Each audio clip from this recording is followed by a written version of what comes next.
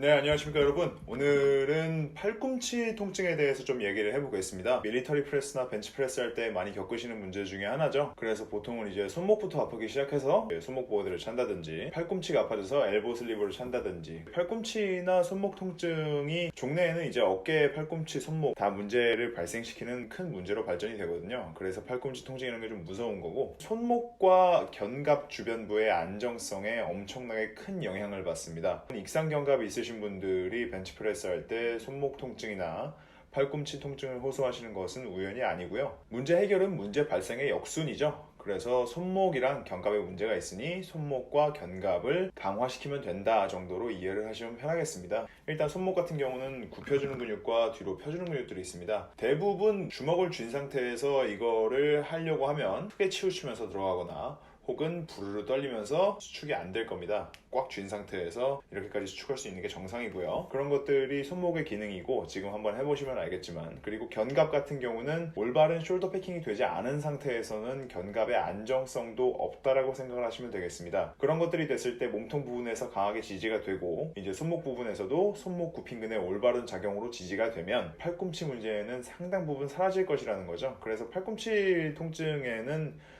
보통 이제 팔꿈치의 불안정성이라는 얘기를 합니다. 팔꿈치가 불안정하다는 것은 앞서 말씀드렸듯이 손목과 견갑도 불안정하다라고 생각을 하시면 될 것 같고요. 해결책은 간단합니다. 숄더 패킹 잘하고 손목 굽힌근 잘하고, 장비 사용에 대해서는 저는 기본적으로 쓰셔도 된다고 생각하는 입장이지만, 장비를 쓰는 목적이 손목이 너무 꺾여서 그걸 장비로 보완하겠다라고 한다는 것은 옳지 못한데요. 그 이유가 뭐냐면, 인체에는 필요 없는 것들은 기능을 떨어뜨리거나 없애는 경우가 대부분입니다. 손목이 뒤로 꺾이지 않도록 잡아주는 것이 손목 굽힘근인데, 그런 것들을 리스트랩이 대신 해주다 보면은 손목은 점차적으로 약화되어 가겠죠. 팔꿈치도 마찬가지. 팔꿈치 통증이 있어서 팔꿈치의 안정성과 보호를 위해서 팔꿈치 보호대가 팔꿈치를 압박을 해서 안정성을 만들어내면 팔꿈치는 점점 스스로 안정화를 만들 수 있는 힘이 줄어들 겁니다. 장비 사용이라는 것이 어시스트가 아닌 이제 해당 기능을 대체될 정도로 약화된 상황에서는 그다지 추천을 드리지 않는 것이고요. 또 삼두근도 굉장히 중요한 부분 중에 하나입니다. 삼두근의 기능은 팔꿈치 관절의 펴이에요. 숄더 패킹을 하고 손목을 뒤로 꺾은 상태에서 팔꿈치를 피면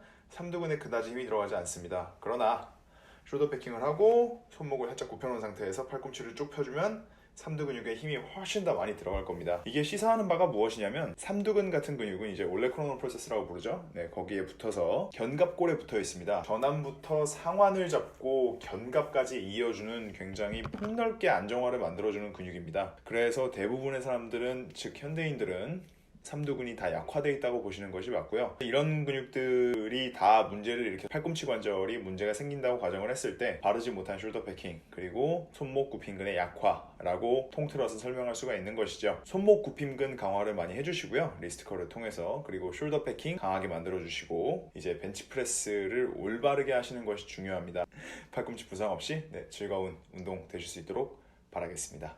시청해주셔서 감사합니다. 안녕.